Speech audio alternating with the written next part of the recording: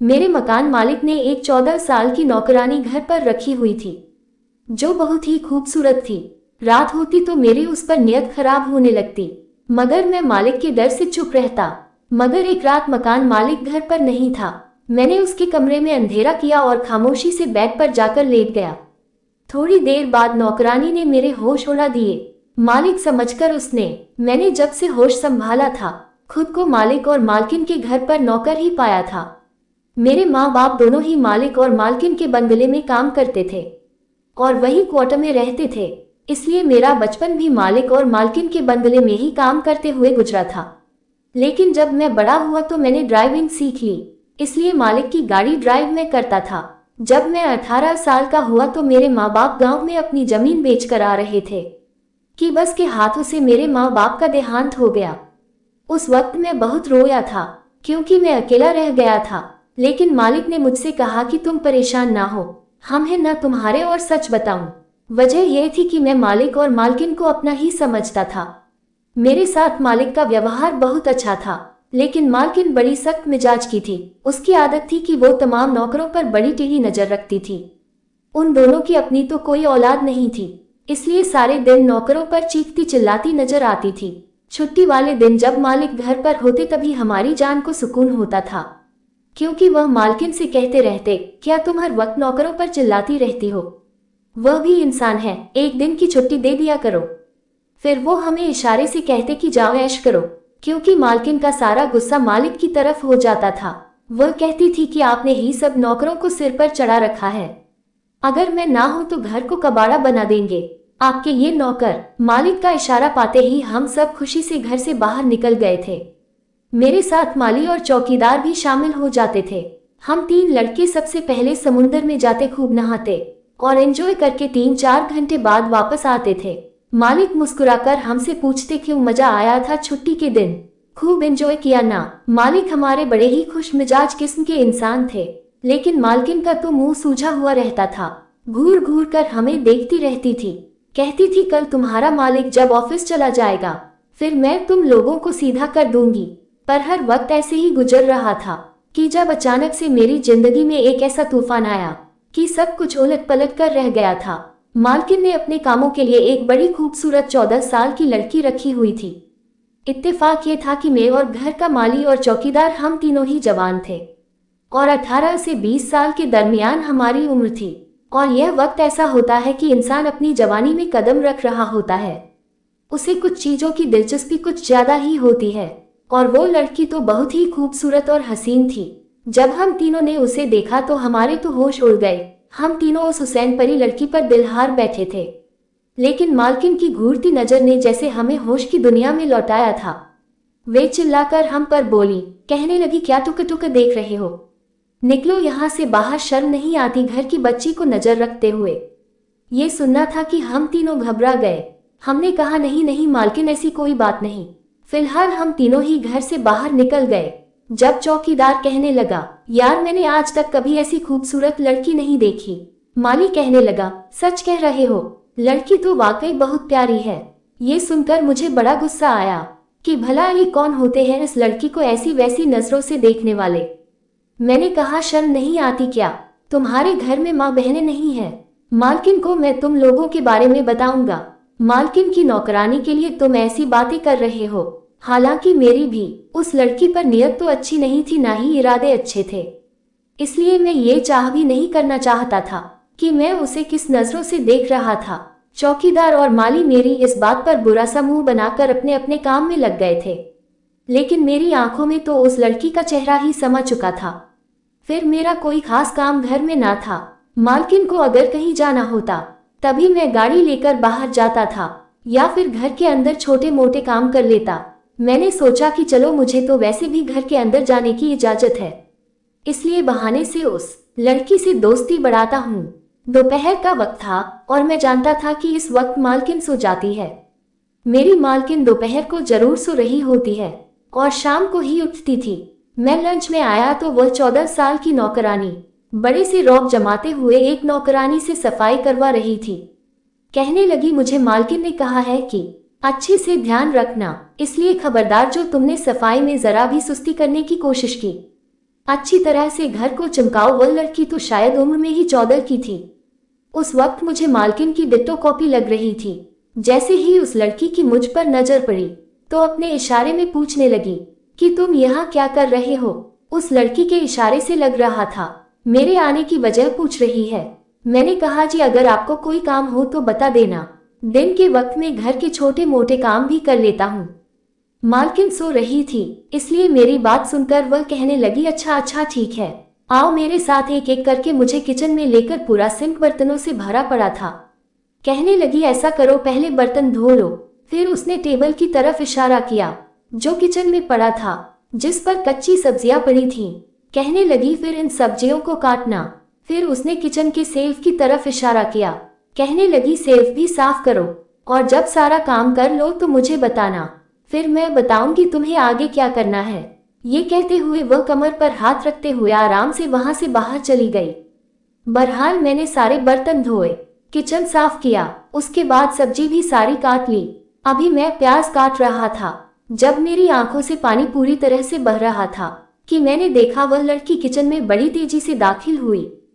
फौरन मेरे पास आए, मेरे हाथ से छुरी पकड़ ली और कहने लगी, फटाफट से निकलो बाहर, मालकिन आ गई है और किचन में ही आ रही है। मैं तो उसके इस बर्ताव पर घबरा गया था। पता नहीं क्यों उसने मुझे कुर्सी से धक्का दिया। मैं जमीन पर जा गिरा था। फटाफट से कुर्सी पर बैठकर प्याज काटने लगी। मैं अभी ठीक से उठ भी नहीं पाया था कि मालकिन किचन में दाखिल हो गई।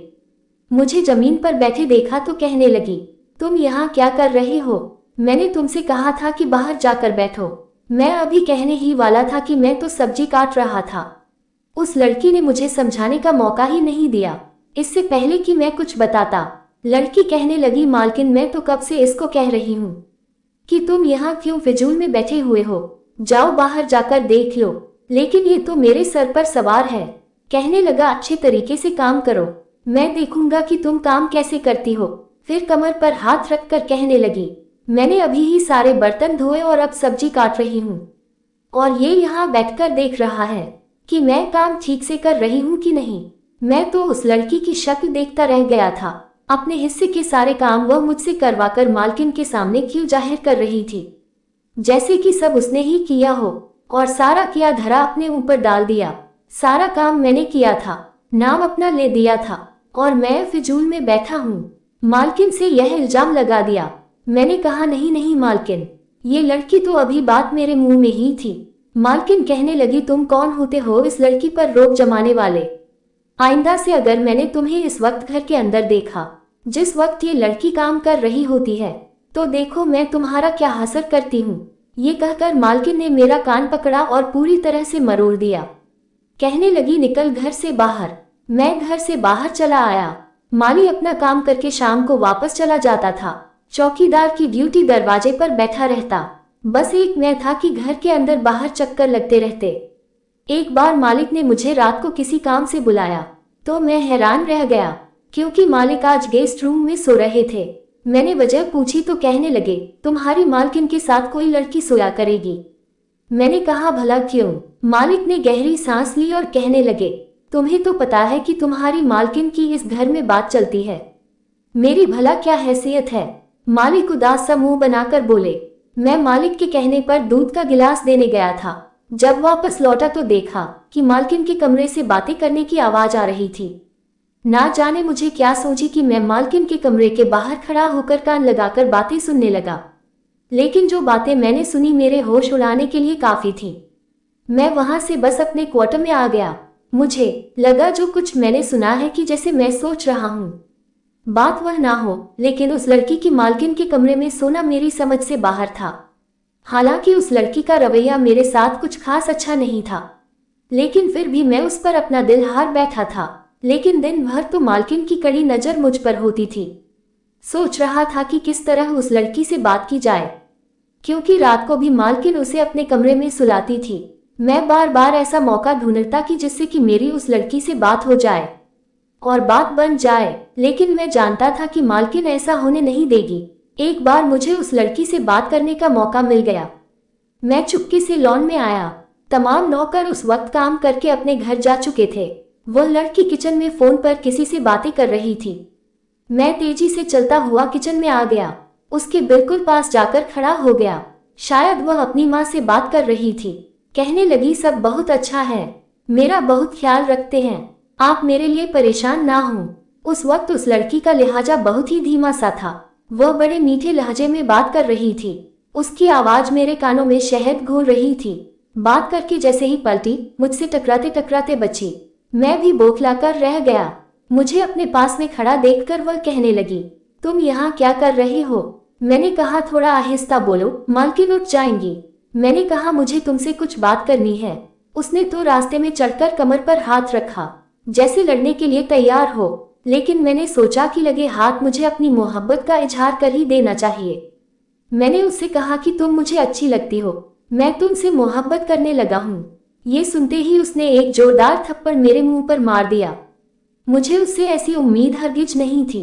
वह मुझसे बड़े गलत लहजे में बोली, शर्म नहीं आती? तुमने आईने में अपनी शक्ल देखी है? तो इतने में उसकी बात सुनकर मालकिन भी किचन में आ गई। वो मालकिन को मेरी बात बताने लगी। उसके बाद तो मालकिन ने आओ देखा ना ताव और मुझ पर डंडे बरसाने लगी। उनके हाथ में पहले बेलन, उन्होंने मुझे बेलन से ही मारना शुरू कर दिया। कहने लगी, तुम्हारी हिम्मत कैसे हुई ऐसी बातें करने की? मैंने ऐसी कोई गलत बात नहीं की थी, सिर्फ अपनी मोहब्बत का इजहार किया था। वह लड़की चाहती तो मुझे इनकार कर देती, लेकिन उसने तो मैं लॉन से बाहर निकल गया। मेरे सर और चेहरे पर नील के निशान देखकर चौकीदार और माली हंसने लगे। मैं सोच चुका था कि अब मैं यहाँ नहीं रहूंगा, चला जाऊंगा। मेरी बहुत बेइज्जती हो चुकी है, बल्कि मैंने सारा बचपन यहाँ गुजारा था। मालकिन कैसे यह उम्मीद रख सकती थी कि मैं कोई गलत हरकत करूंगा? मालकिन ने मुझ पर बड़े इल्जाम लगाए, मुझे बहुत बुरा भला कहा। वह लड़की भी रोते हुए मुझ पर इल्जाम लगाती रही। कहने लगी, इसकी तो नजर शुरू से ही मुझ पर खराब थी। यह मौके की तलाश में था, कब इसे मौका मिले और मेरे साथ गलत करे। हाँ, मौके की तलाश में तो था, लेकिन उससे अपनी मोहब्बत का इजहार करना चाहता था, उसकी वजह जानना चाहता था, लेकिन कोई गलत इरादा नहीं था। लेकिन उसने मुझ पर जो इल्जाम लगाया गलत था। मैं नहीं जानता था कि अब मैं कहाँ जाऊंगा और कहाँ नहीं, लेकिन मैंने अपने कपड़े बैग में डाले और अपनी आंखों से आंसू पोंछते हुए बाहर निकल आया। उसके बाद मालिक की गाड़ी घर के दरवाजे पर पहुंची। मुझे देखा तो फौरन मालिक गाड़ी से उतर गए। कहने लगे, तुम कहाँ जा रहे हो? मैंने अपने आंसू साफ किए और कहा, बस मेरा दाना पानी खत्म हो गया है। मालिक आपके घर से ये सुनना था कि मालिक बिल्कुल उदास होकर कहने लगे, क्या हुआ? मैंने सारी बात मालिक को बता दी। ये भी कह दिया कि मैं अब यहाँ नहीं रहूंगा। मालिक ने मुझे बहुत समझाया कि तुम कहाँ जाओगे, मैं खुद तुम्हारी मालकिन से बात करूंगा, उसे समझाऊंगा, लेकिन मैंने कहा नहीं। उस लड़की ने जैसे मुझ पर इल्जाम लगाया है और मालकिन ने भी उसकी बात पर ही भरोसा कर लिया है। मैं अब यहाँ नहीं रह सकता, मुझे अपनी इज्जत बहुत प्यारी है। मैं इन्हीं बंदियों के करीबी एक पार्क में जाकर बैठ गया। मैं अपना फोन चलाने लगा, काफी देर रोता रहा। मुझे अब उस लड़की से नफरत सी महसूस होने लगी थी। उस दिन भी जब मैं कमरे के बाहर पड़ा उनकी बातें सुन रहा था, तो वह लड़की मालकिन को मालिक के खिलाफ भड़का रही थी। लेकिन मैं क्या कर सकता था? मालकिन को तो उसकी बात पर भरोसा था। मैं वही बेंच पर बैठा था कि मेरी पिछली वाली बेंच पर दो नौजवान आकर बैठ गए। उन दोनों नौजवान ने जो बात की वह सुनकर मेरे होश उड़ गए थे। कुछ देर तो मैं इस कसमक्स में चल रहा था कि क्या करूं और क्या ना करूं। जिस तरह से मालकिन ने मुझे जलील किया था, जी तो चाह रहा था कि उनके हाल पर छोड़ दूं। लेकिन फिर अपने माँ बाप की बात याद आने लगी कि मालिक के नमक की हमेशा वफा निभाना, भले ही तुम्हारी जान ही क्यों ना चली जाए। जब मैं एक फैसले पर पहुंचा तो रात हो चुकी थी, इसलिए मैं वापस मालिक के घर आ गया। लेकिन उस वक्त रात हो गई थी, जबकि चौकीदार ने मुझे नहीं रोका था। मैं जल्दी से अंदर आ गया। मुझे मालूम था कि मालकिन घर पर नहीं है, फिर मुझे उनकी कमरे से सरगोशी की आवाज कैसे आ सकती है? मैंने जैसे ही कमरे का दरवाजा खोला तो सामने मालिक के साथ 14 साल की लड़की को देखकर मेरे होश उड़ गए।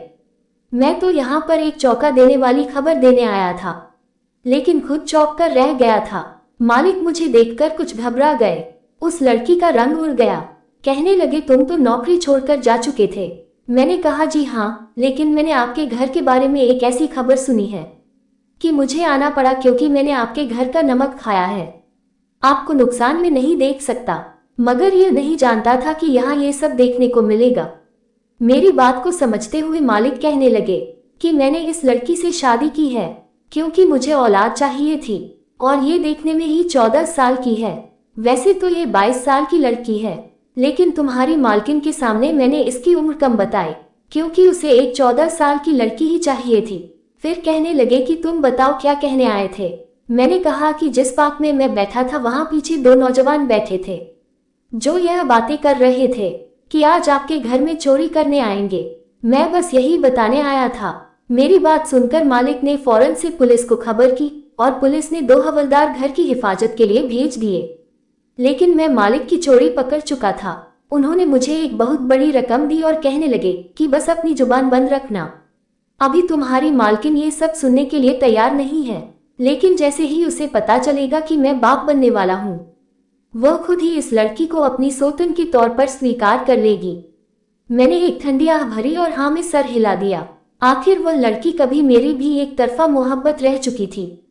तो दोस्तों, आपको कहानी कैसी लगी कमेंट करके जरूर बताएं। अगर आपको वीडियो अच्छी लगी तो इस वीडियो को लाइक करके चैनल को सब्सक्राइब कर देना। आपका एक सब्सक्राइब मेरे लिए 1 लाख के बराबर है।